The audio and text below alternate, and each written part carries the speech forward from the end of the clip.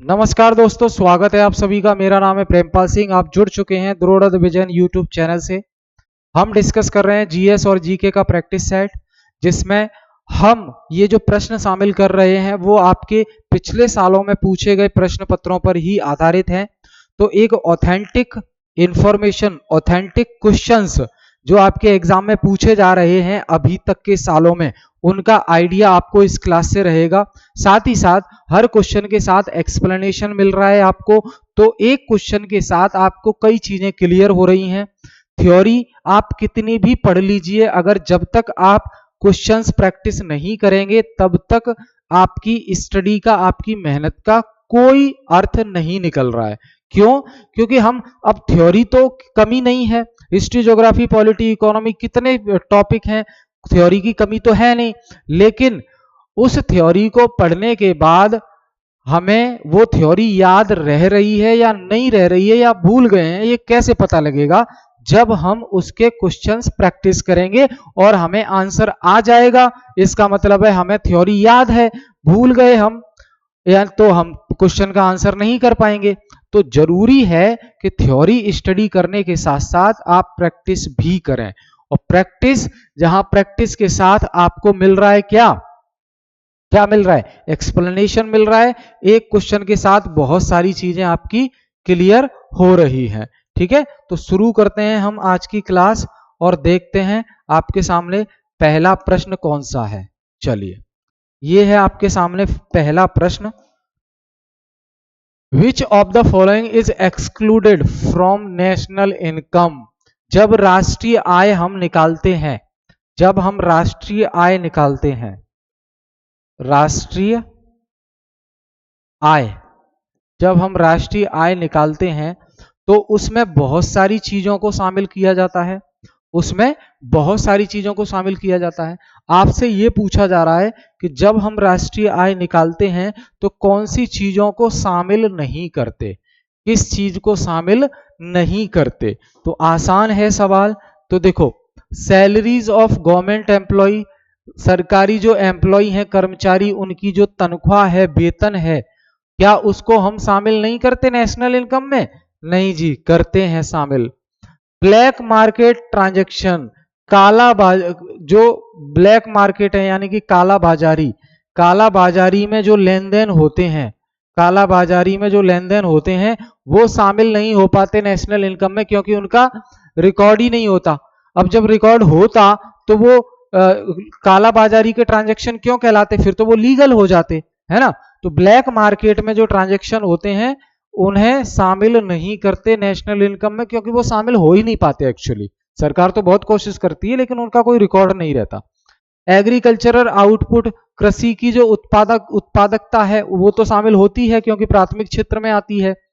Income from export, export से जो income होती है, हमने निर्यात किया दूसरे देश को सामान, उससे हमें जो आय प्राप्त हुई वो तो नेशनल इनकम में काउंट होगी ही। ठीक है, तो ध्यान रखेंगे। आपसे पूछा है कौन सी चीज नेशनल इनकम काउंट करने में नहीं इंक्लूड होती, तो वो है ब्लैक मार्केट ट्रांजैक्शन। क्या है? Black market transaction. अब देख लीजिए, राष्ट्रीय आय जो होती है वो तीनों क्षेत्र से मिलकर बनी होती है। प्राथमिक क्षेत्र, प्राथमिक क्षेत्र, और आपका द्वितीयक क्षेत्र, द्वितीयक क्षेत्र, और तीसरा है आपका सेवा क्षेत्र। तीसरा क्या है? सेवा क्षेत्र। इन तीन क्षेत्र से मिलकर राष्ट्रीय आय बनती है। इन्हीं तीनों क्षेत्रों की जो इनकम है वो शामिल की जाती है। अब यहां देखो, राष्ट्रीय आय कैलकुलेट करने के तीन मेथड बड़े प्रचलित हैं। एक को कहते हैं इनकम मेथड, एक को कहते हैं इनकम मेथड यानी कि आय विधि, और दूसरे को कहते हैं एक्सपेंडिचर मेथड, दूसरे को कहेंगे एक्सपेंडिचर मेथड यानी कि व्यय विधि, व्यय विधि।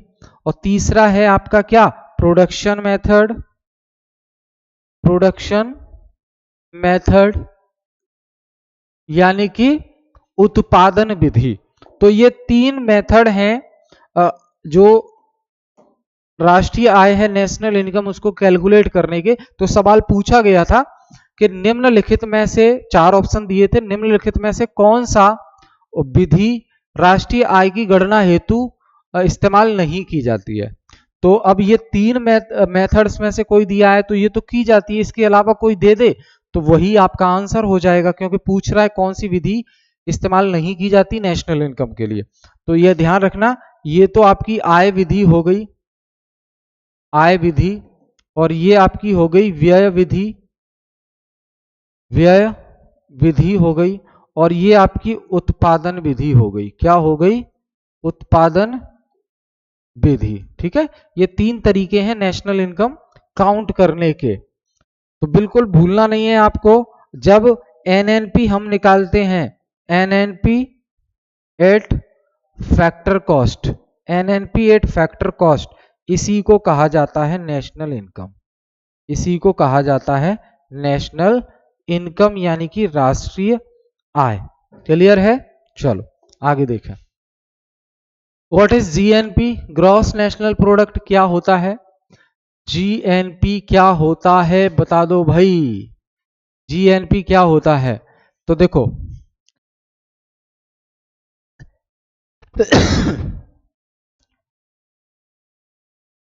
जीडीपी समझना पड़ेगा आपको, जीएनपी समझने से पहले जीडीपी समझना पड़ेगा।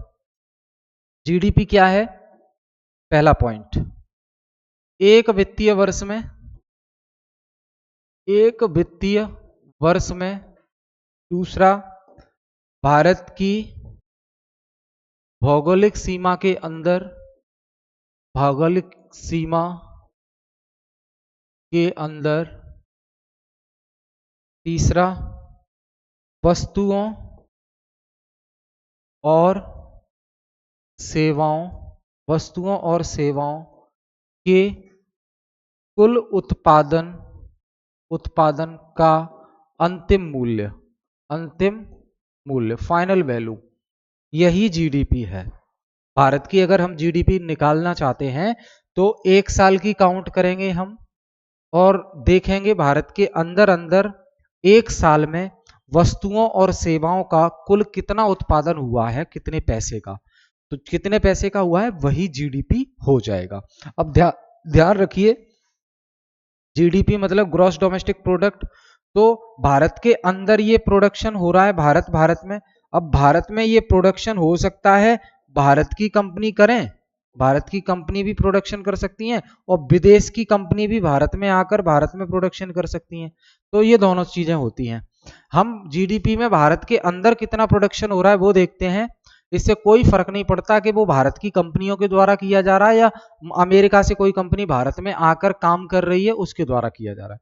ये सब अगर भारत के अंदर हो रहा है तो वो भारत की जीडीपी का हिस्सा कहलाएगा। वहीं जीएनपी क्या होता है? तो जीएनपी में देखो, जीएनपी में भारतीयों द्वारा, भारतीयों द्वारा पूरे विश्व में, पूरे विश्व में, पूरे विश्व में जो उत्पादन हो रहा है, उत्पादन हो रहा है 1 साल में, ऑब्वियसली उसे जीएनपी कहते हैं। ठीक है, एक तो ये तरीका हो गया।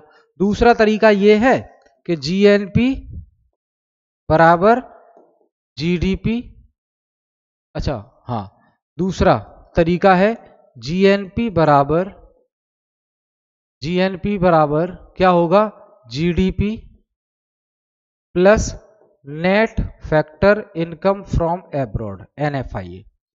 तो जीएनपी कैसे निकलेगी? जीडीपी रख लो पूरी, और जीडीपी में जो विदेशी लोग भारत में आके कमा रहे हैं उन्हें तो वापस कर दो, और जो हमारे लोग दूसरे देश में कमा रहे हैं उन्हें प्लस कर दो, तो net factor income from abroad आ जाती है, उसे प्लस कर दिया जाता है। तो इस प्रकार भी जीडीपी निकल जाती है। तो आंसर हो जाएगा ये, जीएनपी बराबर GDP plus net income from abroad. याद रहेगा? क्लियर है? चलो आगे देखें। Which country is the most of the 12th para athletics world championship इन 2025?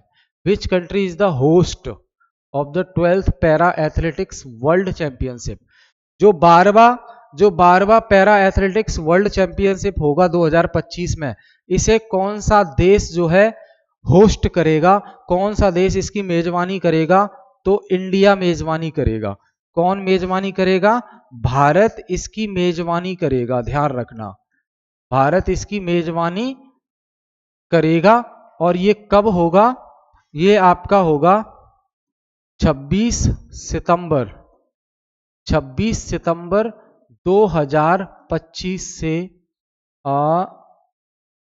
4 अक्टूबर 4 अक्टूबर 2025 तक चलेगा। ठीक है। तो कौन सी कंट्री 12वें पैरा एथलेटिक वर्ल्ड चैंपियनशिप की होस्ट करेगी 2025 में जो होगा? तो इंडिया करेगी। इंडिया पहली बार मेजबानी करेगी इसकी, और ये 26 सितंबर 2025 से 4 अक्टूबर 2025 तक आयोजित किया जाएगा। याद रखेंगे इसको। When was the Reserve Bank of India established? तो भारत में आरबीआई की स्थापना कब हुई? भारत में आरबीआई की स्थापना कब हुई? तो देखो, एक अधिनियम पास हुआ था, आरबीआई एक्ट 1934 पास हुआ। इस एक्ट के पास हो जाने पर 1 अप्रैल 1935 को मुंबई में, 1 अप्रैल 1935 को कलकत्ता में स्थापना हो गई, स्थापना हुई आरबीआई की। ठीक है, कब? 1935 को। तो हेडक्वार्टर शुरू में तो कलकत्ता था, लेकिन बाद में 1937 में, यानी कि 2 साल बाद, ठीक 2 साल बाद, इसका जो मुख्यालय है वो कलकत्ता से शिफ्ट होके मुंबई हो गया, मुंबई आ गया, कलकत्ता से शिफ्ट होके मुंबई आ गया। ठीक है, तो ध्यान रखना, ये आंसर हो जाएगा 1935। आरबीआई की स्थापना कब हुई? 1935 को हुई, भूलना नहीं है। चलो आगे देखियो। Who is responsible for preparing the union budget in India? Bharat में केंद्रीय बजट प्रिपेयर करने का श्रेय, तैयार करने का श्रेय किसको जाता है? कौन करता है? बताओ भाई। तो देखो, फाइनेंस मिनिस्ट्री ऑफ फाइनेंस ही करती है बजट प्रिपेयर करने का काम। बजट प्रिपेयर करने के जो फरवरी में पेश किया जाता है, फरवरी में हर साल, तो बजट पेश करने का काम कौन करता है? वित्त मंत्रालय करता है, वित्त मंत्रालय करता है। अब वित्त मंत्रालय के अंदर कौन? तो वित्त मंत्रालय के अंदर एक विभाग है, आर्थिक मामलों का विभाग। कौन सा? आर्थिक मामलों का विभाग, यानी कि डिपार्टमेंट ऑफ इकोनॉमिक अफेयर्स। कौन करता है? Department of economic affairs, department of economic affairs. ठीक है, ये तैयार करने का काम करता है। क्लियर है? तो ये बिल्कुल नहीं भूलना है। और ये बजट जो है पेश किसके द्वारा किया जाता है? तो ये फाइनेंस मिनिस्टर पेश करते हैं। कौन करते हैं? इंडिया के फाइनेंस मिनिस्टर, वित्त मंत्री पेश करते हैं। तो अभी वित्त मंत्री कौन है? निर्मला सीतारमण। कौन है? निर्मला सीतारमण, निर्मला सीतारमण। ठीक है, याद रखेंगे। पिछले सरकार में भी यही मंत्री थी, फाइनेंस मिनिस्टर, इस बार भी यही है। एक और चीज देखिए, ये जो हमने आरबीआई की बात की, यहाँ आरबीआई के जो गवर्नर हैं, जो अभी बने हैं, याद रखना है आपको, आरबीआई गवर्नर ये कौन है? ये है संजय मल्होत्रा।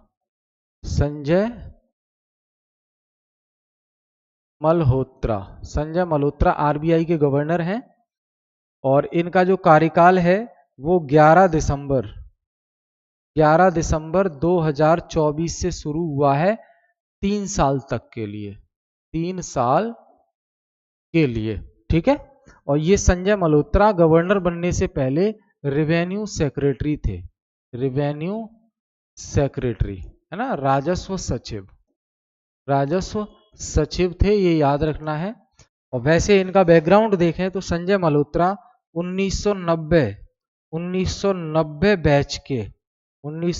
बैच के आईएएस ऑफिसर हैं। ठीक है, 1990 बैच के आईएएस ऑफिसर हैं, याद रखेंगे। आगे देखिए, what is the primary goal of monetary policy in India. India में जो मॉनेटरी पॉलिसी बनाई जाती है, मौद्रिक नीति बनाई जाती है, उसका मुख्य उद्देश्य क्या होता है। तो मॉनेटरी पॉलिसी का मुख्य उद्देश्य होता है इन्फ्लेशन को कंट्रोल करना, यानी कि मुद्रास्फीति को नियंत्रित करने का काम मॉनेटरी पॉलिसी का होता है। अब सवाल ये पूछा जाता है कि और कोई क्या टूल्स है इन्फ्लेशन को कंट्रोल करने का। जी हाँ, दो तो पॉलिसी हो गई, एक तो पॉलिसी हो गई मॉनेटरी पॉलिसी, एक पॉलिसी हो गई मॉनेटरी पॉलिसी। इसका इस्तेमाल भी इन्फ्लेशन को कंट्रोल करने के लिए आरबीआई करती है। और दूसरी है फिस्कल पॉलिसी। दूसरी क्या है, फिस्कल पॉलिसी, यानी कि राजस्व नीति, राजकोषीय नीति, राजकोषीय नीति। ठीक है, राजकोषीय नीति। और ये है आपकी मौद्रिक नीति, ये है आपकी मौद्रिक नीति। ठीक है, इन दोनों पॉलिसीज का इस्तेमाल देश में महंगाई नियंत्रण करने के लिए किया जाता है। बस ये ध्यान रखना है आपको, मॉनेटरी पॉलिसी बनाता कौन है। आरबीआई के अंदर मॉनेटरी पॉलिसी कमेटी बनाती है और इसे बनाता है ministry of finance. Ministry of finance बनाती है। कौन बनाती है, मिनिस्ट्री ऑफ फाइनेंस। ठीक है, ध्यान रखेंगे। मॉनेटरी पॉलिसी में डिफरेंट टूल्स इस्तेमाल किए जाते हैं, जैसे कि बैंक रेट, इन पे सवाल बहुत आते हैं। Bank rate, CRR, SLR, repo rate, reverse repo rate और मार्जिनल स्टैंडिंग फैसिलिटी रेट। ठीक है, और फिस्कल पॉलिसी में कुछ नहीं है, इनकम और एक्सपेंडिचर पॉलिसी है ये गवर्नमेंट ऑफ इंडिया की। आय और व्यय से संबंधित नीति है। तो आय को बढ़ाकर, एक्सपेंडिचर को बढ़ाकर, कम करके ये इन्फ्लेशन को या मार्केट में मनी फ्लो को और इन्फ्लेशन को कंट्रोल टारगेट करने का काम करती है। ठीक है, याद रहेगा। आगे देखें, which instrument is not a part of monetary policy. निम्नलिखित में से वो कौन सा इंस्ट्रूमेंट है जो मॉनेटरी पॉलिसी का पार्ट नहीं है। तो मॉनेटरी पॉलिसी के टूल्स होते हैं जिनका इस्तेमाल जो है इन्फ्लेशन को कंट्रोल करने के लिए किया जाता है। तो रेपो रेट उसमें आता है, रिवर्स रेपो रेट आता है, ओपन मार्केट ऑपरेशन आता है, राजकोषीय घाटा, फिस्कल डेफिसिट जो है मॉनेटरी पॉलिसी में नहीं आता। फिस्कल डेफिसिट किस में आएगा, आपका फिस्कल पॉलिसी में आएगा। फिस्कल पॉलिसी जो बनती है गवर्नमेंट ऑफ इंडिया की, उसमें आता है ये फिस्कल डेफिसिट। क्या आता है, फिस्कल डेफिसिट आता है, राजकोषीय घाटा। तो आंसर हो जाएगा B, fiscal deficit is not an part of monetary policy while fiscal deficit is a part of fiscal policy. तो फिस्कल डेफिसिट, राजकोषीय घाटा, राजकोषीय नीति का हिस्सा होता है, न कि मौद्रिक नीति का। ठीक है, ध्यान रखेंगे। What does SLR stands for. तो आसान सवाल है, स्टैट्यूटरी लिक्विडिटी रेशियो, वैधानिक तरलता अनुपात। क्या है, वैधानिक तरलता अनुपात, एसएलआर। ध्यान दीजिए क्या होता है एसएलआर। एसएलआर क्या है, यह बैंक के कुल डिपॉजिट, जो डेली बेसिस पे होता है, कुल डिपॉजिट का कुछ प्रतिशत अमाउंट होता है, कुछ प्रतिशत अमाउंट होता है, जिसे हर कमर्शियल बैंक, यानी कि एसबीआई, आईसीआईसीआई, ये हर कमर्शियल बैंक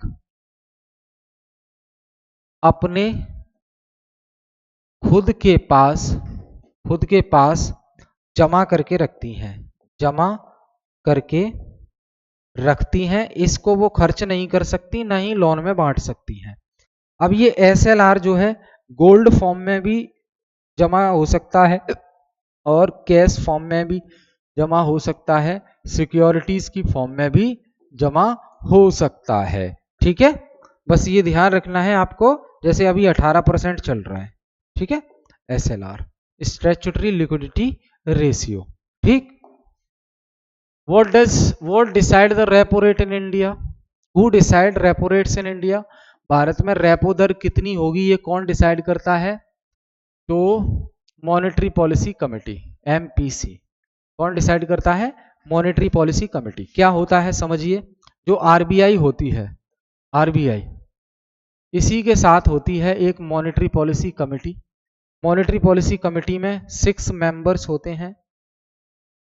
6 मेंबर की ये कमेटी है आपकी, 6 मेंबर्स। अब इन 6 मेंबर में 3 member from government, 3 member from government और 3 member from RBI. 3 member RBI से होंगे और 3 मेंबर गवर्नमेंट से होंगे। 6 मेंबर की ये कमेटी है। और मॉनेटरी पॉलिसी कमेटी की जो बैठक है, मॉनेटरी पॉलिसी कमेटी की जो बैठक है वो हर 3 महीने में एक बार होती है। 3 महीने में एक बार, यानी कि साल में 4 बार, साल में 4 बार। ठीक है, तो जिस समय ये मीटिंग हो रही है उस समय मॉनेटरी पॉलिसी कमेटी मार्केट को ऑब्जर्व करती है, क्या उसे इंटरेस्ट रेट बढ़ाने चाहिए, कम करने चाहिए। उसी बिहाफ पे ये SLR, CRR, bank rate, repo rate, reverse repo rate, MSF, ये कम ज्यादा कर सकती है मॉनेटरी पॉलिसी कमेटी।